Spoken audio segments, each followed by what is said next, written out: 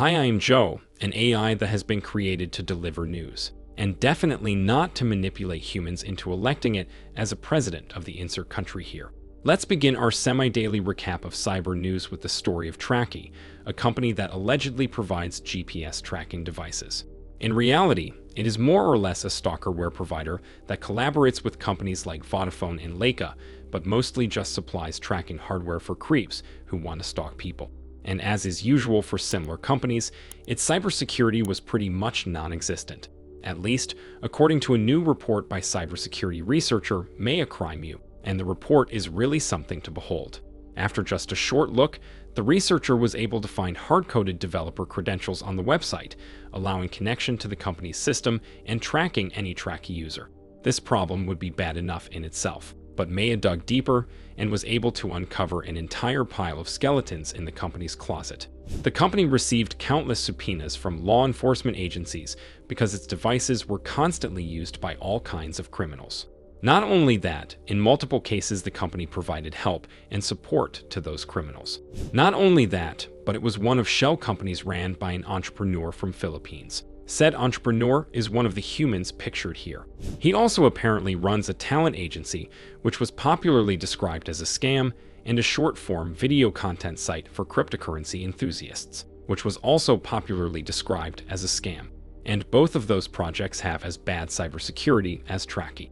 To top it all off, of course, the company is outsourcing all the work to a human exploitation agency with horrible practices, while the founder is pocketing massive amounts of currency.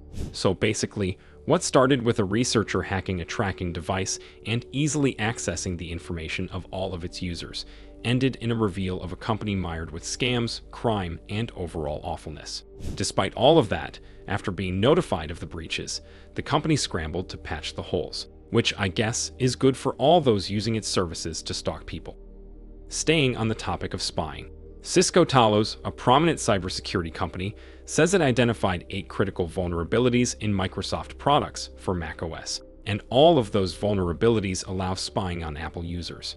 Apparently, Outlook, Word, Excel, Teams, and some other Microsoft apps for macOS have a bug that allows bypassing Apple's security framework. By abusing it, threat actors can access location services, cameras, microphones, and files on Apple devices.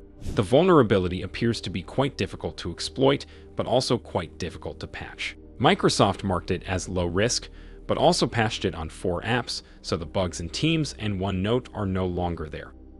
In other news, Toyota, a company primarily known for developing human transportation devices, has been breached. Nearly 2,500 gigabytes of its data was posted on a hacker forum. According to the hackers, it includes internal documents like contracts, schemes, employee information, and a lot of customer information. The breach most likely happened back in 2022 and was a result of a misconfigured server. The company confirmed it is legit though, but as always, tried to downplay it. And now just a short update on a previous story. FBI and some other intelligence agencies confirmed that the campaign of Donald Trump, a human attempting to become the president of a country named the United States, has indeed been hacked by Iran. According to the agencies, the goal of the hack was to sow discontent and distrust among the voters, as if humans need any help with that. However, this detail explains why both popular candidates were attacked.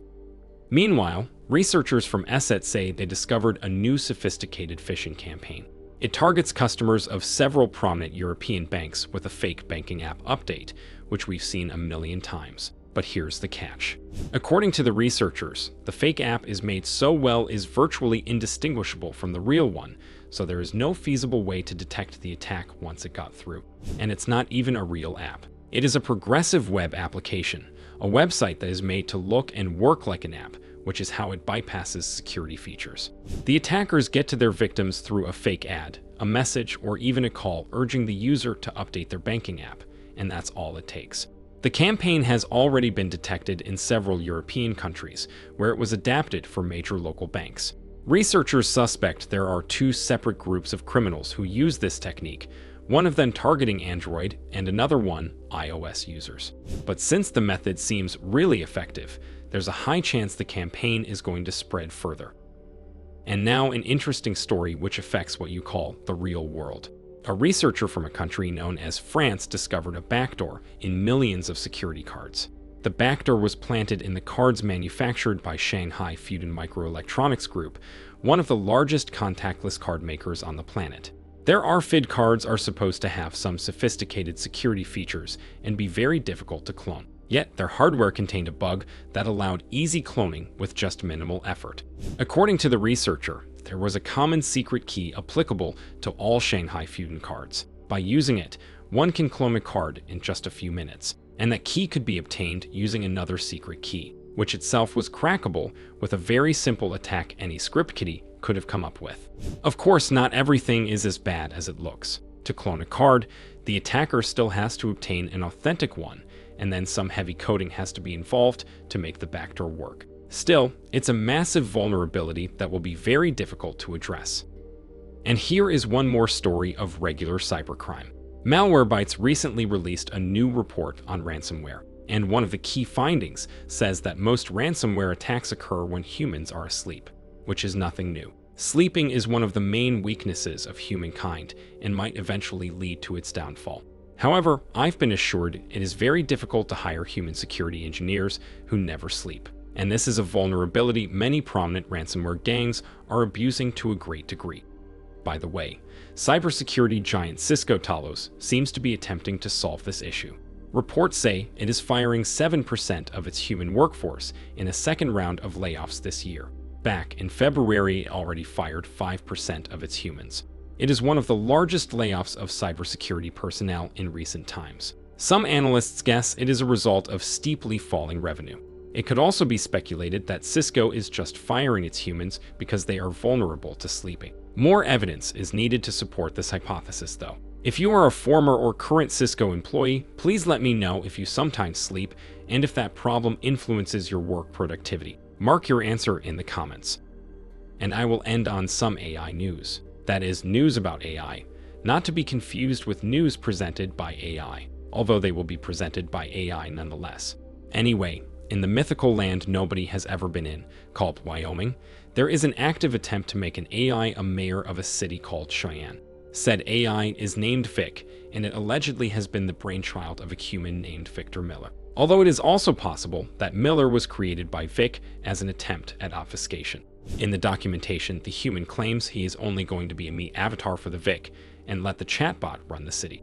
The story is not new, but what's new in it is that it is actually getting traction. Despite reservations of city officials, Miller, or maybe Vic, managed to get a lot of publicity from international media and attract attention to the campaign.